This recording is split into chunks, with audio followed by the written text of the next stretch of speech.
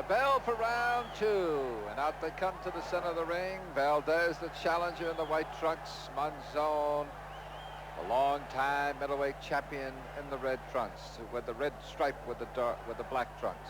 Valdez starting right off the bat with double jabs, trying to triple up on the jabs if he can, following the frenetic instructions of Gil Clancy, who really builds a fire under a fighter between rounds. He knows that Valdez has got to stay up, got to stay motivated. He can't go to sleep, because you don't look for any difference in level of fighting from Monzon. He is totally ice cold, 100% efficient. He doesn't fight harder, he doesn't fight less. He's just perfection in itself. It's up to Rodrigo Valdez to take this fight to Monzon and to force it. He's a heavy punching young man, and he could put Monzon out, although no one has been able to do that in his lengthy career. Well, you mentioned Clancy, and you talk about middleweights, and you mentioned Emil Griffith, and I'm sure that Clancy was in the corner when Emil went against Monzon. He was, and he has been in the corner for every one of Emil's fights. He is an excellent cornerman. He ranks right up there with Angelo Dundee, Ray Arcel, Freddie Brown. He's among the greats of all time in corner work. Gil Clancy knows how to make a fighter fight, and that's important. He will not let them go to sleep. Well, Valdez, the shorter of the two, bobbing and weaving, leaping once in a while at the good right hand thrown by Valdez, catches the champion on the nose. Good round from Valdez. Valdez is actually up and steaming. He caught Monzon with a good right hand, another good right hand. Those things are grazing punches. They're not landing solidly, but they are definitely putting Monzon off of his game. Monzon is not jabbing as hard, is not keeping Valdez off of him, and he's losing this round.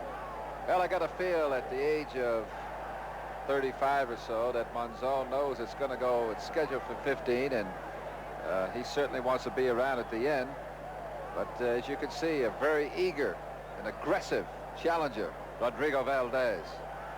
He has to force a confrontation. Oh, right great hand. shot, straight right hand, puts the champion down on the canvas, and he comes up and raises his arm as the referee, Roland Dakin, gives him the count.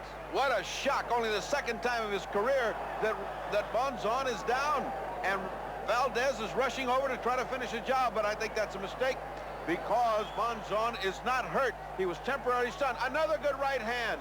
He's following him to the ropes. He's driving him into the ropes. Look how clever Monzon is. He's tied him up, spun him around, and grabbed the rope. Well, that's the experience of a champion, knows what to do when he gets in trouble, and believe it or not, he doesn't believe it, but he was in tremendous serious trouble, and that is the end of round 2. Well, they go back to their corners, Ferdy, and I'm sure that the champion on the left, Carlos Monzon, perplexed by the right hand that sent him to the canvas, and here's another look at it. I, for one, would like to see that, because it came like a thunderbolt out of the blue. I certainly wasn't expecting that. There's a left jab and a perfect right hand that hit Monzon as he was throwing a punch. That's the kind that does damage, but look at how fast Monzon bounced up. He looked like he hit a trampoline. He just went down with his knee and came right back up. Well, that might change the complexion of this fight, because Monzon finds himself for the second time in his career behind in a fight, finds himself having gone down and felt the power of little Rodrigo Valdez, who has a dynamic punching ability. He's had 38 knockouts in 59 fights. There's nobody more excited than Gil Clancy as he senses a victory and a tremendous upset here. Rodrigo Valdez shaking out and ready to start round